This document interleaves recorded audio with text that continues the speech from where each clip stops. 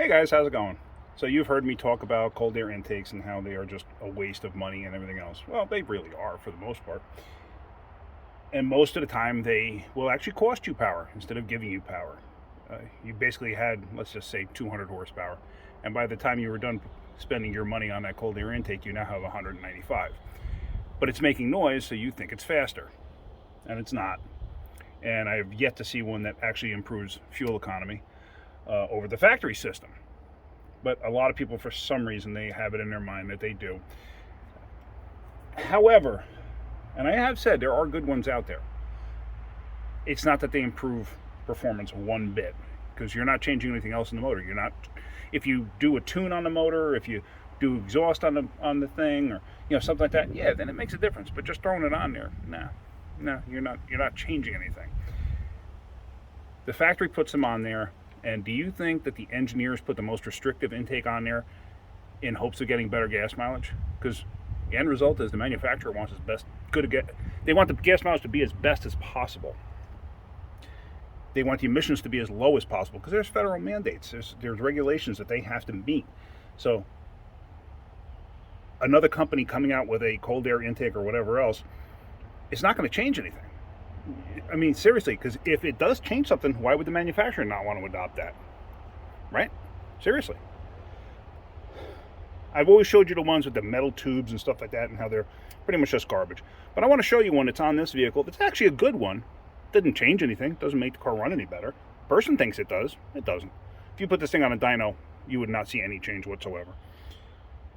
I'm actually going to have to do that one day. I do have access to a dyno through my friend Snafu Rich, and we're going to have to do that one day. We're going to have to do chassis dyno tests with cold air intakes and see, well, supposed cold air intakes, and show you exactly what happens. But that's a ways away.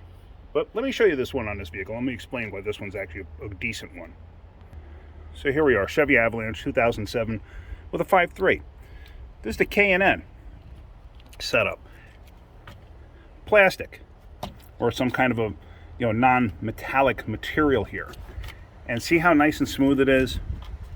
Okay, that's a benefit. Having the metal ones, they absorb heat. This doesn't absorb heat. It does to an extent, no more than the factory one does. And if you look, it comes over and it actually goes to a box that's reasonably sealed. So it's grabbing more cold air from inside the fender. And see, it's bolted down there. I don't know what this thing cost, but it's not cheap.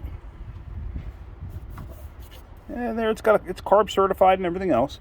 So, but this is a real one. This is a decent one. Now, if this thing had power adders and stuff like that, yeah, this is going to make a difference. This is really going to make a difference. On a stock motor, you'll never see a change. Nothing. That's not going to make any difference one bit. You may hear a little more noise. That's great.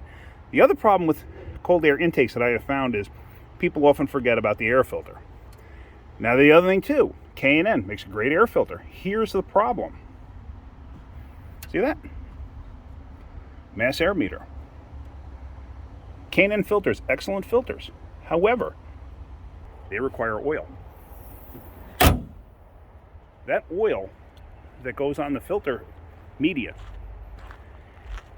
has a tendency to get sucked through, especially if they're over oiled. They get sucked through and they collect on the mass air meter.